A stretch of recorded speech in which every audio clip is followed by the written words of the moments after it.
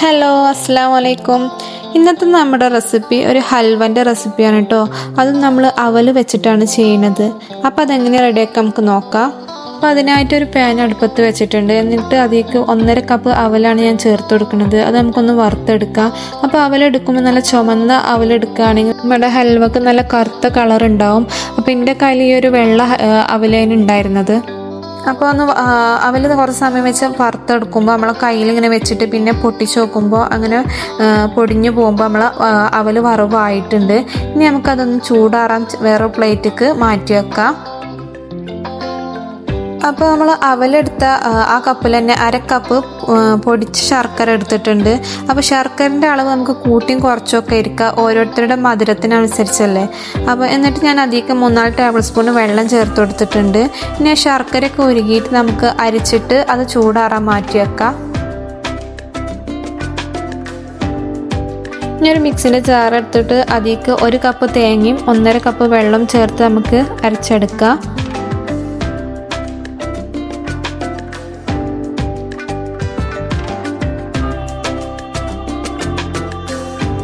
അപ്പോൾ നമ്മൾ തേങ്ങയൊക്കെ എടുത്തിട്ടുണ്ട്. അപ്പോൾ നമ്മളിത് ഹൽവ തേങ്ങാപ്പാലിലാണ് റെഡിയാക്കുന്നത്. ഇത് നമ്മൾ മിക്സിൻ്റെ ജാറിൽ തന്നെ നമ്മൾ നേരത്തെ വറുത്ത് മാറ്റി വെച്ച അവൽ പൊടിച്ചെടുക്കുക. അപ്പോൾ മിക്സിൻ്റെ ജാറ് നനവൊന്നും ഉണ്ടാകാൻ പാടില്ല, നല്ല ഡ്രൈ ആയിരിക്കണം. നന്നായി ഫൈനായി നമുക്ക് പൊടിച്ചെടുക്കാം. അപ്പോൾ ഇതാ നമ്മുടെ അവലും പൊടിച്ചെടുത്തിട്ടുണ്ട്. ഇനി നമുക്കത് ഈ തേങ്ങാപ്പാലിലിട്ടൊന്ന് മിക്സ് ചെയ്യാം.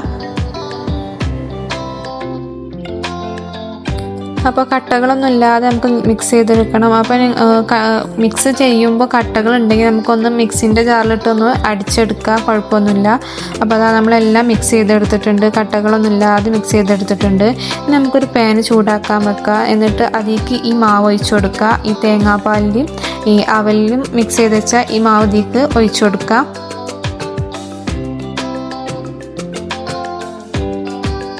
നന്നായി നമുക്ക് കുറുക്കിയെടുക്കണം. കൈ എടുക്കാതെ ഇളക്കി കൊടുക്കും ചെയ്യണം, അല്ലെങ്കിൽ അടി പിടിക്കും. അപ്പോൾ നോൺ സ്റ്റിക്കിൻ്റെ പാനിലാണ് ചെയ്യണതുണ്ടെങ്കിൽ നമുക്ക് ഹൈ ഫ്ലെയിമിലിട്ട് തന്നെ ചെയ്യുക. മറ്റു വല്ല പാത്രത്തിലും ആണെന്നുണ്ടെങ്കിൽ ലോ ഫ്ലെയിമിലിട്ട് സാവധാനം ഇളക്കി കൊടുത്തുകൊണ്ട് ചെയ്താൽ മതി. എന്നിട്ട് നമ്മൾ മാറ്റി വെച്ച അതൊന്ന് തിളച്ച് വരുമ്പോൾ നമ്മൾ മാറ്റി വെച്ചത് ശർക്കരപ്പാൻ ഇതിലേക്ക് ഒഴിച്ചു കൊടുക്കുക. എന്നിട്ടും നന്നായി ഒന്ന് ഇളക്കി കൊടുക്കണം. കൈ എടുക്കാതെ ഇളക്കണം, അല്ലെങ്കിൽ നമ്മൾ ഇത് അടി പിടിക്കും. അപ്പോൾ അപ്പോഴും ഞാൻ ഹൈ ഫ്ലെയിമിൽ തന്നെ വെച്ചിട്ടുള്ളത്. എൻ്റെ നോൺ സ്റ്റിക്കിൻ്റെ പാൻ ആയതുകൊണ്ട് അടി പിടിക്കണ പേടിയൊന്നുമില്ല. എന്നാലും ഞാൻ നന്നായി ഇളക്കി കൊടുക്കുന്നുണ്ട്. കുറച്ച് സമയമുണ്ട് ഇത് നന്നായി കുറുകി വരണം. കുറച്ച് സമയം എടുക്കും ഇത് കുറുകി വരാൻ. എന്നിട്ട് അതും തിളക്കുമ്പോൾ ഞാൻ അതിലേക്ക് കുറച്ച് ഏലക്കപ്പൊടി ചേർത്ത് കൊടുക്കുന്നുണ്ട്. പിന്നെ എന്തെങ്കിലും നട്ട്സ് ഉണ്ടെങ്കിൽ അത് ചേർത്ത് കൊടുക്കുക. അപ്പോൾ ഞാൻ കുറച്ച് അണ്ടിപ്പരിപ്പാണ് ചേർത്ത് കൊടുക്കുന്നത്.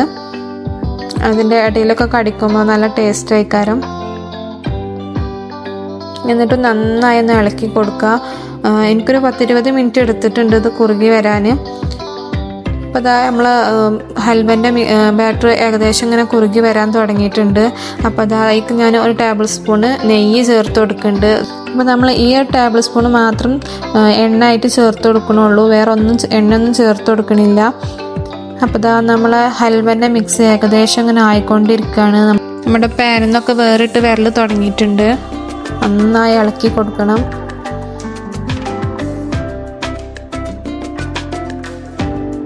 അപ്പോൾ നമ്മുടെ ഹൽവൻ്റെ മിക്സ് ഏകദേശം റെഡിയായി.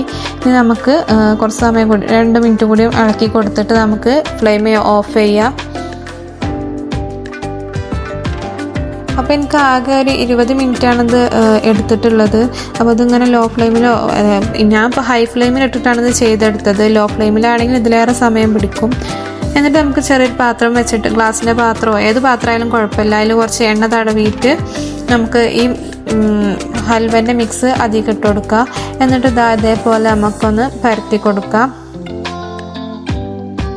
നല്ല മുകളിലൊക്കെ നല്ല വൃത്തിയിൽ നല്ല ലെവൽ ചെയ്ത് കണ്ട് നമുക്ക് പരത്തി കൊടുക്കുക. ഇനി അതവിടെ മാറ്റി വെക്കുകയാണ്. പിറ്റേ ദിവസമാണ് ഇത് ഞാൻ കട്ട് ചെയ്തെടുത്തിട്ടുള്ളത്. നന്നായി ചൂടാറിയതിന് ശേഷം മാത്രം അത് കട്ട് ചെയ്തെടുത്താൽ മതി. അപ്പോൾ നമ്മളെ പാനിന്നൊക്കെ പെട്ടെന്ന് കിട്ടിയിട്ടുണ്ട്. ഇനി നമുക്കിന്ന് കട്ട് ചെയ്തെടുക്കാം. ഞാൻ പിറ്റേ ദിവസമാണ് ഇത് കട്ട് ചെയ്യണത്.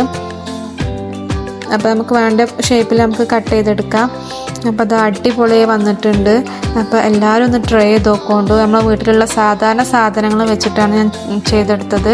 അപ്പോൾ ഈ വീഡിയോ ഇഷ്ടപ്പെട്ട എല്ലാവരും ഒന്ന് ലൈക്ക് ചെയ്യട്ടോ. സബ്സ്ക്രൈബ് ചെയ്യാത്ത കൂട്ടുകാരുണ്ടെങ്കിൽ ഒന്ന് സബ്സ്ക്രൈബ് ചെയ്ത് സപ്പോർട്ട് ചെയ്യട്ടോ.